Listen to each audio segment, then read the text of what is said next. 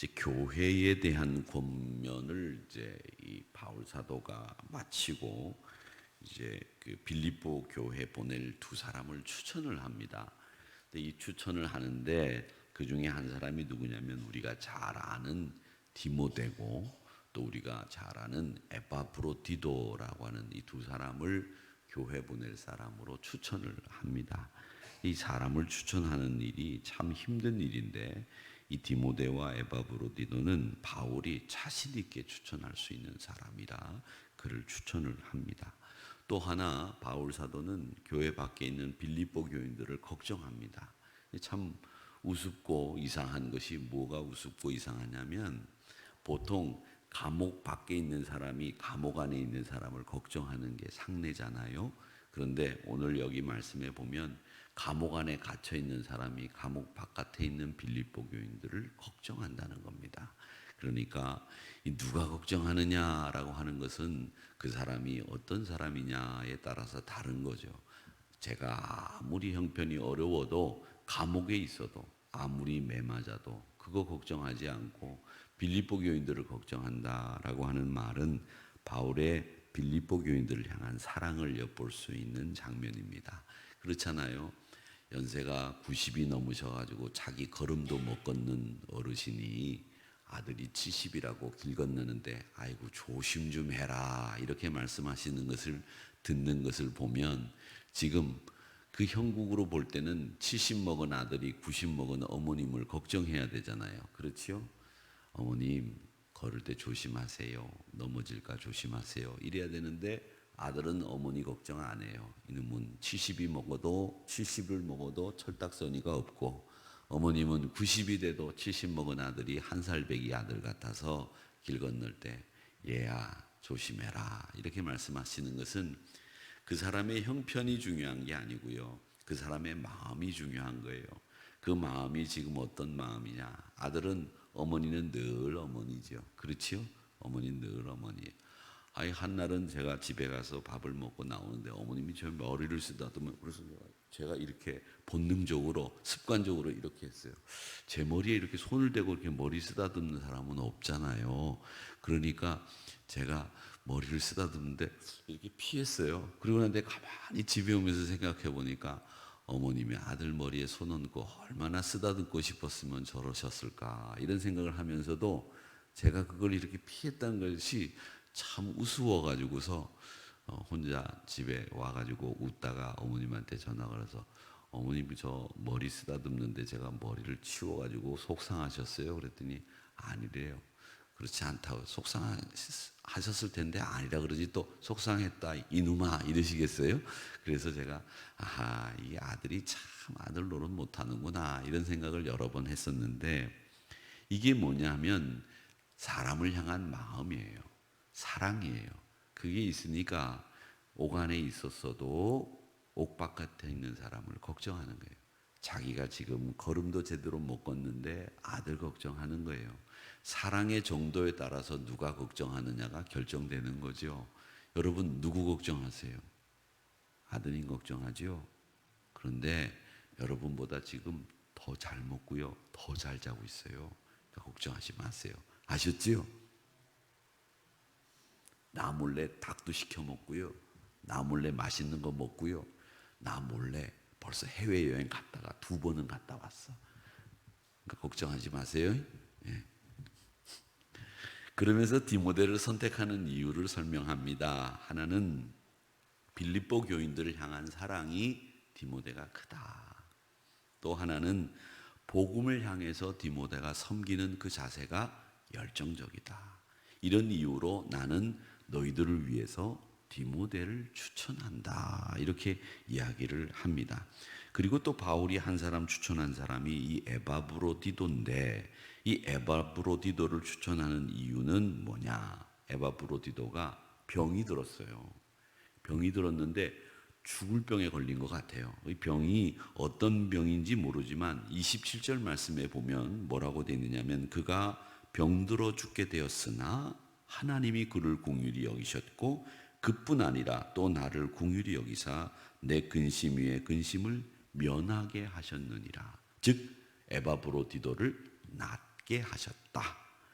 예전에는 에바브로디도를 추천해서 너에게 보낼 수 없었어. 병들어서. 그런데 이제 그가 하나님의 위로와 하나님의 사랑으로 나음을 입어서 너희들에게 보낼 수 있게 됐다. 그래서 내가 에바브로디도를 추천한다. 그렇게 이야기를 합니다. 그러면서 이 에바브로디도를 보내는 이유가 뭐냐면 빌립보 교인들이 바울에게 보내는 물질, 또 기도 편지, 또 그 밖에 여러 가지들을 에바브로디도가 빌립보 교인들을 대신해서 가지고 바울에게 왔거든요. 그리고 이제 돌아가려고 하는데 병이 들어서 죽게 된 것을 하나님이 고치셨어요. 그래서 에바브로디도를 다시 너희에게 추천해서 보내노니 받으라 라고 하는 이야기를 하는 겁니다. 그런데 이 에바브로디도를 바울은 어떻게 소개하고 있느냐 하면 25절 말씀을 보면 에바브로디도를 소개하는 장면이 나옵니다. 어떤 이야기로 소개하느냐면 그는 나의 형제, 그 다음에 함께 수고한 사람, 함께 군사된 사람, 그리고 너희 사자, 그리고 내 쓸 것을 돕는 자, 이렇게 에바브로디도를 5가지나 되는 명칭을 써가면서 소개하고 있다는 겁니다.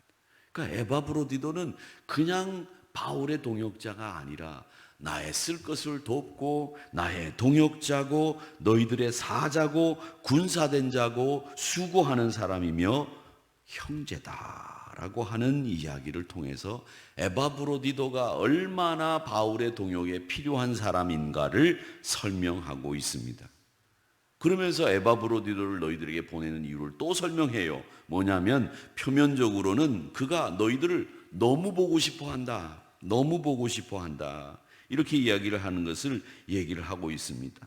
그러면서 뭐라고 얘기하느냐면 너희로 그를 다시 보고 기뻐하게 하기를 원한다. 이렇게 이야기를 합니다.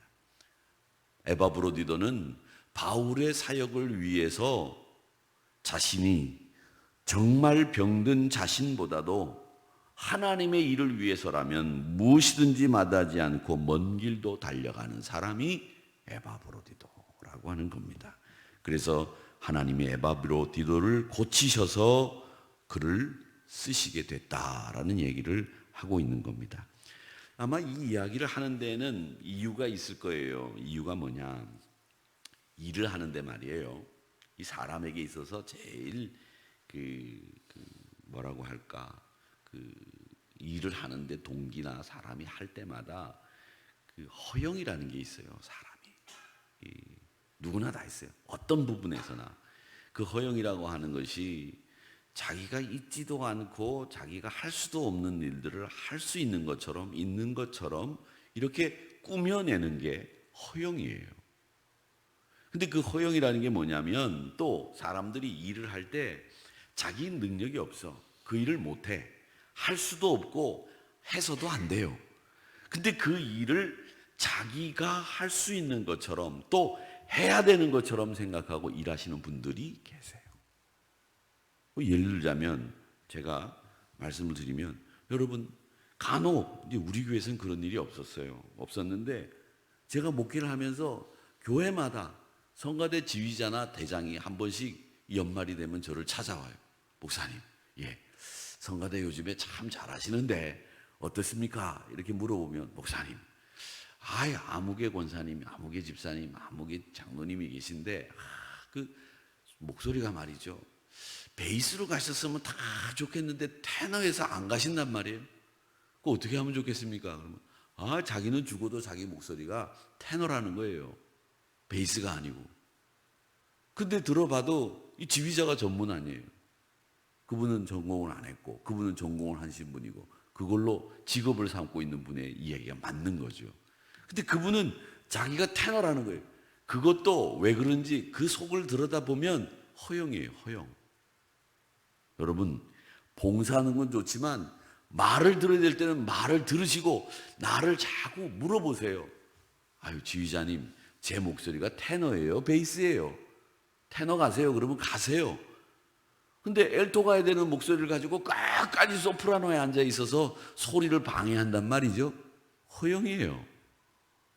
자기를 물어보시라고요. 오늘 이번에 가셔서 새벽기도 오늘 들으신 분들은 가셔서 성가대 지휘하시는 분들에게 내 목소리가 소프라노인지 엘톤지 물어보시고, 남자분들은 테너인지 베이스인지 물어보시고 가라는 대로 가세요. 아셨죠? 그것 때문에 골치를 아파하는 지휘자들이 계세요. 그렇죠, 권사님? 웃고 마시는데 권사님이 웃으셔야지 그렇다고 어떻게 대답을 해요? 그런 것도 일종의 허영이에요. 여러분, 우리 삶에 허영이 끼일 수 있는 데가 참 많아요. 정말 많이 있어요. 그런데 빌립보 교인들이 지금 이렇게 허영에 젖어 있어요.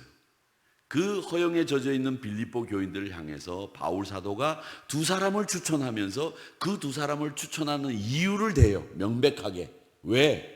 너희들 이런 이유로 내가 그를 동역자로 쓰는 걸 알고 있니? 이런 이유로 주의 일을 해야지 너희들 허영으로 이런 일을 하면 안 돼. 주의 일을 하면 안 돼. 이야기를 하시는 거예요. 그러면서 디모데와 에바브로디도를 추천하고 있다라는 겁니다. 사역자는 뭘 먼저 생각해야 되느냐? 그리스도의 몸, 교회를 먼저 생각하는 사람이 사역자입니다. 교회 안위를 걱정하는 사람이 사역자입니다. 성도들이 염려할까 근심했다라고 하는 말을 지금 하고 있죠. 에바브로디도가 병들었어요. 근데 에바브로디도는 자기가 병든 걸 먼저 걱정한 게 아니라 뭘 걱정했느냐? 내가 병든 것 때문에 성도들이 걱정할까 봐 그걸 걱정했다는 거예요. 그게 에바브로디도의 심성이었다라는 겁니다. 이게 보통 사람들이 갖기가 어려운 심성 아니겠습니까? 그 에바브로디도를 빌립보 교인들아 기쁨으로 영접해 주어라. 그를 존귀하게 여겨라. 이 이야기를 하고 있습니다. 여러분, 우리가 요즘은 목회도 성공이란 말을 씁니다. 그런데 목회는 성공이 아니라 승리하는 거라고 배웠습니다. 저는 그 말씀이 제 목회를 시작하는데 굉장히 큰 영향을 주었어요. 제가 존경하는 목사님은 큰 목사님들이 아니고 유명한 목사님들이 아니고 별스럽지 않은 목사님이셨는데 제가 정말 존경합니다.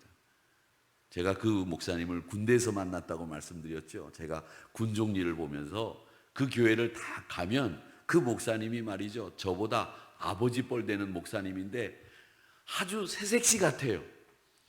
둘이서 당회장실에 앉아가지고 제가 이야기 꺼내기 전까지는 제가 선배고 그분이 후배인 것처럼 보여요. 저는 목사님 제가 뭐 이렇게 얘기를 하면 그 목사님은 제가 이야기하는 동안에 고개 한 번 안 들어요. 제 눈을 한 번 못 마주쳐요. 그런 목사님이셨어요. 그런데 제가 그분 때문에 너무 감동을 많이 받았어요. 목사는 이렇게 하는 거구나 라고 하는 것을 그분에게 다 배웠어요. 그래서 지금도 그분을 늘 생각합니다. 근데 여러분, 목회가 어떤 거냐라고 하는 것이 그분이 말씀하셨어요. 성공이 아니다, 승리다. 그 얘기를 하셨어요. 우리가 찬송을 부르지 않습니까? 아골골짝 빈들에도 복음 들고 이름도 없이 빛도 없이 감사하며 섬기겠다고 하지 않습니까? 우리 주의 동역자들 항상 예수님의 일을 자기 일보다 먼저 구하는, 또 예수님이 참 기뻐하실 수 있는 일을 감당하는 그런 사역자들이 우리 교회 안에 많아지기를 주님의 이름으로 축원합니다. 그래서 오늘 이 말씀에서 우리가 교훈을 배웁니다. 교훈.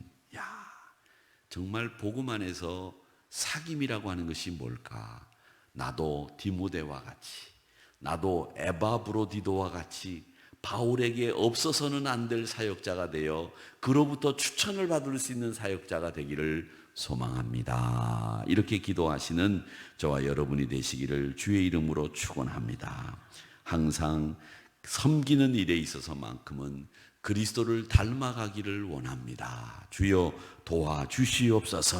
그렇게 여러분들 기도하시면서 나는 하나님이 바울이 추천할 만한 주의 사역자 되기를 원합니다. 이렇게 이 아침 시간에 그렇게 작정하고 결심하시는 이 아침 시간이 되기를 주님의 이름으로 축원합니다. 아버지 하나님.